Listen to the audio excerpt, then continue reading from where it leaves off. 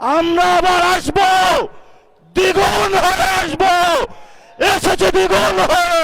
ওরা শুধু ভোট চুরি করে নাই, ডাকাতি করেছে।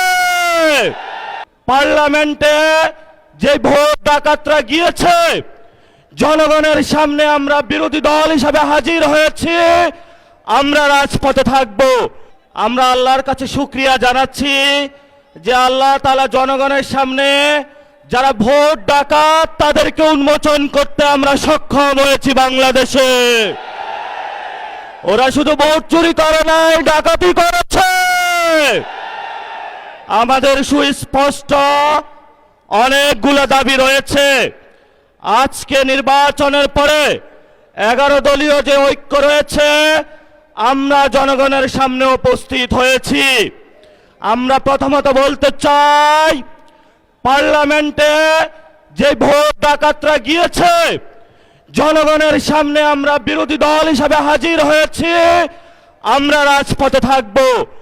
কড়ায় গন্ডায় ইঞ্চি ইঞ্চি করে জনগণের উপরে যারা ভোটের ইঞ্জিনিয়ারিং করেছে, ভোট ডাকাতি করেছে, নতুনভাবে জুলুম চাপিয়ে দেবার চেষ্টা করছে, আমরা তাদের কাছ থেকে বুঝে নেব ইনশাআল্লাহ। আমি সংক্ষিপ্ত কথা বলবো। আমাদের ভাই শহীদ উসমান হাদি আজকে আমাদের মধ্যে থাকতে পারতেন। সংসদ সদস্য হিসাবে ঢাকা 8-এর আল্লাহ ওনাকে শহীদ হিসাবে নিয়ে গিয়েছেন। আমরা বিচারের দাবিতে মাঠে গিয়েছি। আজকেই যেহেতু বিরোধী দলীয় যাত্রা হচ্ছে এই বায়তুল মোকাররম থেকে, আমি সরকারের কাছে আহ্বান জানাবো, দেশের কাছে আহ্বান জানাবো, প্রশাসনের কাছে আহ্বান জানাবো, আপনারা দ্রুত গতিতে শহীদ উসমান হাদি ভাইয়ের হত্যাকাণ্ডের বিচার যাতে হয় সেই উদ্যোগ নিন। আমাদেরকে এতদিন বলা হয়েছে বিচার এবং নির্বাচন মুখোমুখি দাঁড় করাবেন না। আমরা মরিয়া প্রমাণ করিলাম যে আমরা নির্বাচন বিরোধী নই। এখন সময় এসেছে শহীদ উসমান হাদি ভাইয়ের হত্যাকাণ্ডের বিচার করতে হবে। তৎকালীন সময়ে সংস্কারের নিয়ে বলা হয়েছিল, সংস্কার এবং নির্বাচন বিরোধী করার চেষ্টা চালানো হয়েছিল, ট্যাগ দেওয়া হয়েছিল, ওরা নির্বাচন চায় না। আমরা তোমাদের চোখে আঙ্গুল দিয়ে দেখিয়েছি আমরাই বাংলাদেশে গণতন্ত্র চাই, তোমরা চাও ভোট ডাকাতি করতে। এখন সময় এসেছে, কোনো 9-6 চলবে না। সংস্কারে জনগণে যে হ্যাঁ ভোটে ম্যান্ডেট দিয়েছে, দ্রুত বাস্তবায়ন করতে হবে। সাথে সাথে বাংলাদেশে সন্ত্রাস, চাঁদাবাজি, দখলদারিত্ব বন্ধ করার উদ্যোগ নিতে হবে।